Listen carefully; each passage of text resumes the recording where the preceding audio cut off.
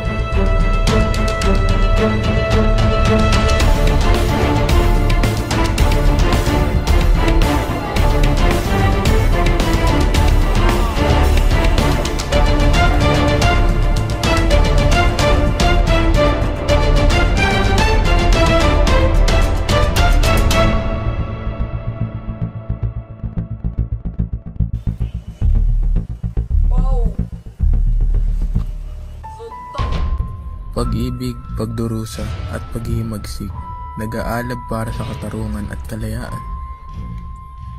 Sa ilalim ng kasiyahan, nagtatago ang laban ng bagong pag-asa at lumang kapangyarihan. Hindi nyo ba batid? Marami na sa mga Indio ang mangmang. Hindi nyo ba batid? Nasa isang tahanan tayo ng Indio. Maaaring masaktan si Santiago. At tagal niya nang iniisip na hindi siya. Mga kaibigan, kaya pakilala ko sa inyo si Don Crisostomo Ibarra na nakarating ng galing ng Europa.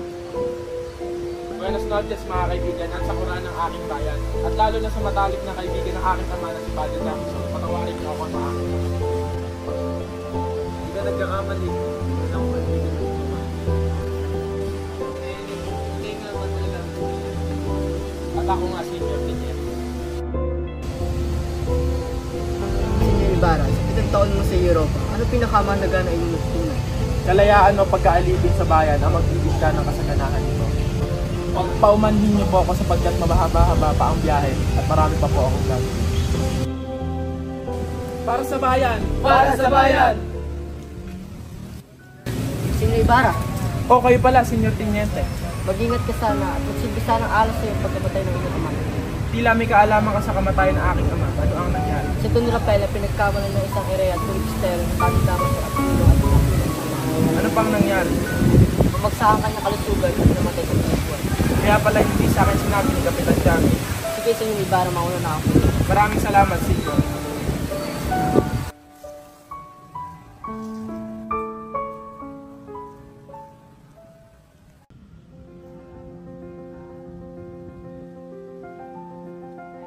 Bakit kaya wala pa siya? Magandang araw po, Tia Isabel. Magandang araw, Imo. Andito si Maria Clara at kay tatawagin mo. Pagmamahalan at pangamba, magkahalong damdamin sa kanilang muling pagkikita. Hindi ko makupas ang iyong kagandahan, Maria Clara. Nanggaling ka lang sa Europa at tila tumatamis ang iyong mga salita. Siguro marami ka ng babaeng dinama. Labis ako nagpapasalamat na ikakasal ako sa pinakamagandang babae. Nangbola ka na naman. Maria Clara, kailangan ko ng pumunta rin sa Diego at pumatarap ng mga kapatid. Ito, Makulto. Iaaya mo sa iyong mga magulang. Paalam, Ay. Paano na?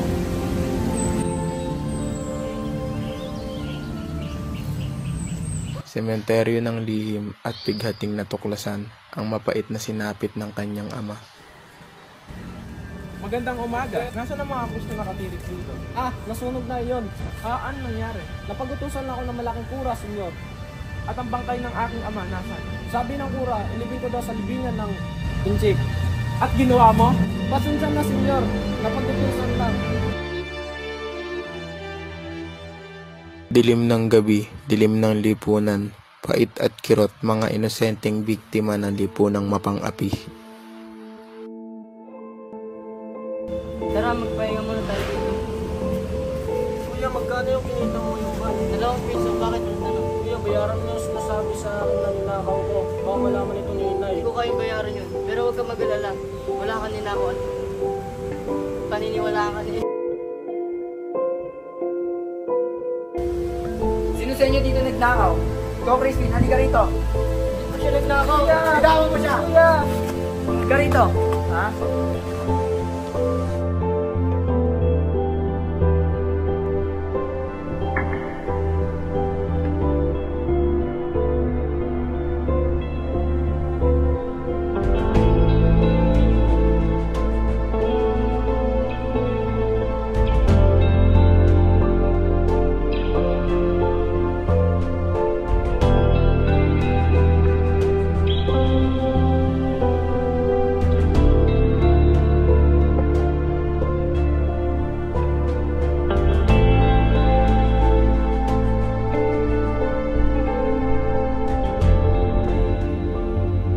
Sa ilalim ng mapang-aping lipunan, inay nagdurusa, hawak ang hinagpis na pagkawala.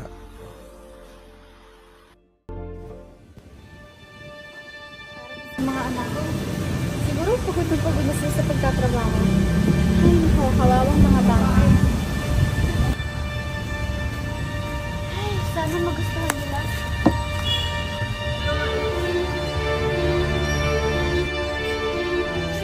Pagkain, ayos. Ito, gutom ako.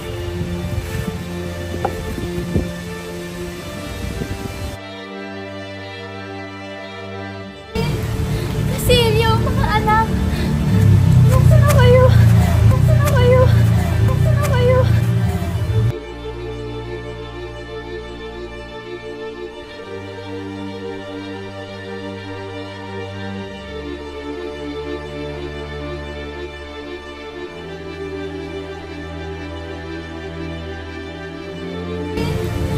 Basilio, mga anak! Nasaan na kayo? Spin! Basilio! Mga anak! Nasaan na kayo? Mga anak!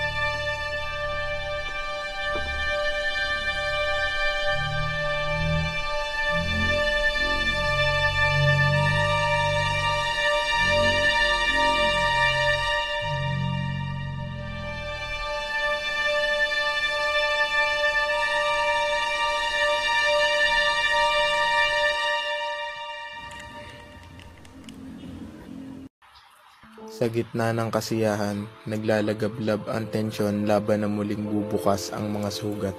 Magandang araw, Padre Salvi. Magandang araw, Maria. Magandang hapon.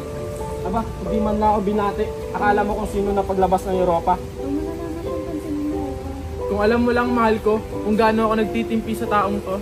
Katulad ng ama, akala mo disente pero walang respeto sa simbahan. Patawarin mo ako, Maria. Ngunit hindi ko kayang tiisin.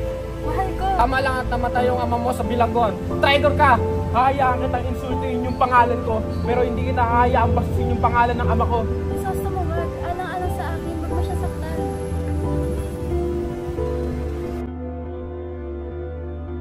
Ang tunggalian ng dalawang donya, bawat galit ay nagpapaalab sa kanilang laban.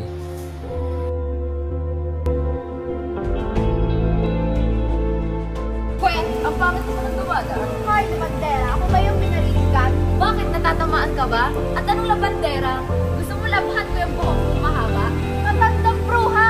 Kung makapagsalita ka, kalit mo sino ka naman. Ah! Asawa ng peking manggagamot. Hey, kilata!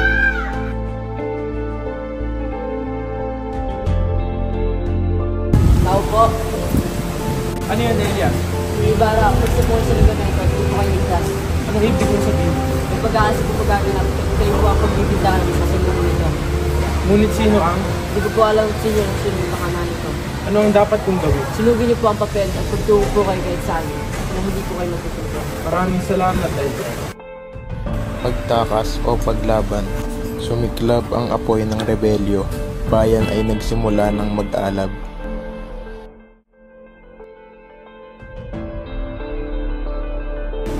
Magandang umaga, Tia Isabel. Nasaan po si Maria Clara? Teka lang, natatawa. Pagmamahal at pag-asa sa kabila ng luha. Magandang umaga, Maria Clara. Bakit ka nandito? Kailangan ko nang umalis, ngunit ito na ang ating pag-iisa. Ha? Huwag mo sabihin yan at hindi ka natitira. May mangyayaring pag-aalis sa bayan at kailangan ko nang umalis. Mag-ingat ka, mahal ko. Bumalik ka sa akin. Habang nililisan ko ang bayang inibig, pasan ko ang mga sugat ng mga pangarap na nawasak. Hindi man natupad ngayon, ang hustisya'y darating at muling mag-aalab ang pag-asa ng ating bayan.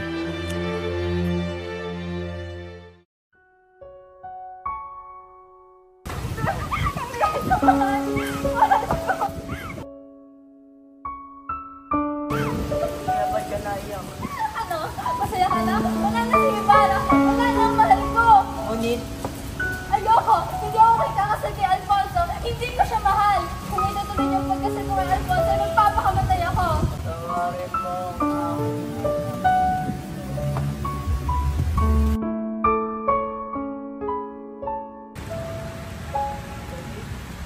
Inay!